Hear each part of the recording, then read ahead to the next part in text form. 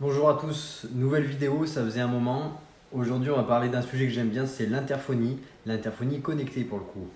La société Comelite m'a prêté leur produit là, pour que je puisse tester cet interphone connecté.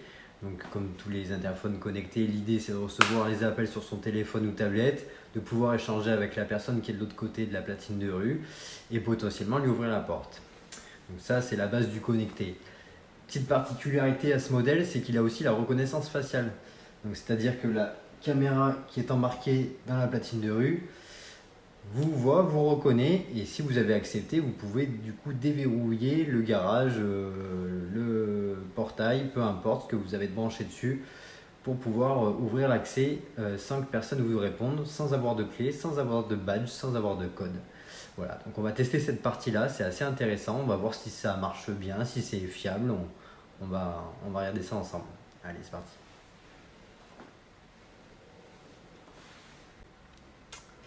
Allez, on va déjà revoir la base. Donc, l'interphone se compose du coup de la platine de rue et du moniteur intérieur. Le moniteur, pour le coup, qui lui sera connecté en Wi-Fi, qui permettra la partie connectée. La platine de rue, alimentée via le bus du fabricant Comelite. On pourra brancher dessus, je vais remettre la lumière, une sortie polarisée, donc pour mettre une gâche. On a une sortie contact sec, donc on pourra y brancher un portail ou autre chose. On a la possibilité de monter dessus un bouton poussoir, donc ce qui permettra de déverrouiller l'accès avec une entrée tiers.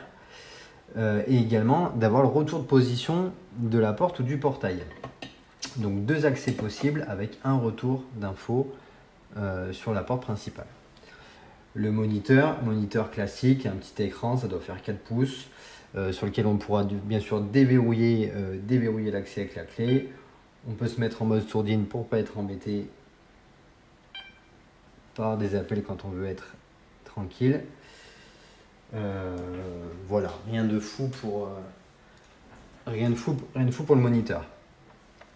Donc dans l'idée, quand j'appuie sur ma platine de rue, l'appel remonte sur mon moniteur, je vois bien l'image et voilà, pour le coup il m'a reconnu, donc il a déverrouillé l'accès.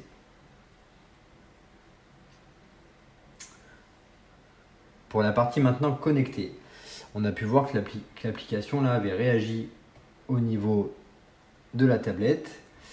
Donc sur la tablette, on va pouvoir retrouver un petit peu l'historique, savoir ce qui s'est passé, qui est rentré, reprendre un petit peu des images.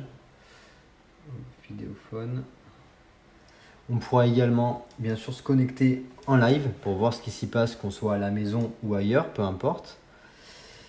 Forcément, on pourra rentrer en communication. 1, 2, 3. Ouais. Forcément, on a un peu de l'arsène. On pourra bien sûr déverrouiller l'accès principal, mais aussi l'accès secondaire. Donc vous pouvez donc avoir portail et portillon par exemple, ou portail et garage. Voilà. Vous pourrez piloter les deux via l'application. Voilà, donc ça c'est la base de l'interphonie classique, interphonie avec le petit plus connecté qui permet d'avoir l'information sur la tablette ou le téléphone. La partie intéressante, c'est la partie reconnaissance faciale. Vous voyez, là on voit, j'ai fait quelques essais, il a enregistré un visage qu'il a associé à mon nom, à Christopher, parce que je l'ai appris une première fois. Donc ce qu'on va faire, c'est qu'on va m'effacer pour bien comprendre. Gestion des utilisateurs, hop, Christopher. Donc on peut activer ou désactiver des utilisateurs. Donc si par exemple vous avez des travaux avec votre électricien, qu'il est prévu qu'il vienne, vous pouvez lui laisser l'accès en activant le temps des travaux et le désactiver une fois les travaux finis pour pas qu'il puisse rentrer à tout moment chez vous. Donc là je vais carrément non pas désactiver mais véritablement supprimer l'utilisateur. Donc pour le coup c'était moi. Voilà, ça c'est l'historique mais il ne me connaît plus. Alors on va vérifier tout de suite. Je me remets sur l'accueil, je relance un appel. Voilà, si je présente mon visage, il ne m'ouvre pas. Par contre, l'application me propose, là, sur l'écran, ajouter une personne. Je slide. Voilà, il retrouve un visage. Je lui dis que cette personne-là, c'est Christopher, je l'ajoute. Attribuer cette image à la personne de Christopher, oui. L'image a été correctement attribuée. Voilà. Donc là, je viens de m'enregistrer. Je viens de m'enregistrer mon visage à l'interphonie. Donc si je retourne dans reconnaissance faciale, où c'est que c'est, je sais plus. Où c'est que je l'ai trouvé tout à l'heure?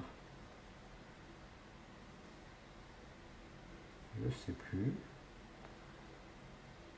Voilà, réglage, gestion des utilisateurs. À nouveau, il m'a ajouté Christopher. Donc je peux activer ou désactiver encore une fois. Donc admettons, je le désactive, je l'ai enregistré, mais il n'est pas actif. Si je ressonne à nouveau, donc là, il va me reconnaître, mais il ne m'ouvre pas la porte. Le système me marque « Christopher est ici », donc il m'a bien reconnu, pour autant, il ne m'a pas déverrouillé l'accès. Hop, on va raccrocher. Et on va retourner dans la gestion des utilisateurs. Et ce coup-ci, je vais activer la reconnaissance faciale, ce qui veut dire que là, d'office, l'accès va s'ouvrir lorsque je vais lancer le prochain appel. On essaye. Là, on a bien l'interphone qui s'ouvre. Et il me reconnaît. On a entendu le petit bip. Le relais qui claque au niveau de la platine de rue. Donc l'interphone m'a reconnu, oui. Et en plus de ça, du coup, m'a autorisé l'accès. Voilà, on va refaire un essai pour être sûr. Donc si je me mets un peu de profil comme ça, est-ce qu'il va me reconnaître? Non. Il a fini par me reconnaître. Même en regardant pas franchement la caméra, il a fini par me reconnaître. Voilà l'idée.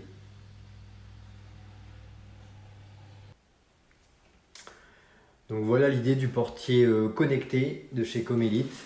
C'est assez intéressant, je trouve ça assez utile. Moi perso, je fais un petit peu de course à pied. Donc typiquement, je pars, j'ai rien, pas de téléphone, pas de carte, pas de clé, pas de code. Le code si je pourrais l'avoir, il est dans ma tête. Et dans l'idée, je pars avec pas grand chose. C'est-à-dire que quand je rentre chez moi, je pourrais juste en sonnant en fait activer mon portail et ouvrir la porte pour pouvoir rentrer chez moi. Donc c'est assez intéressant, c'est une façon de faire.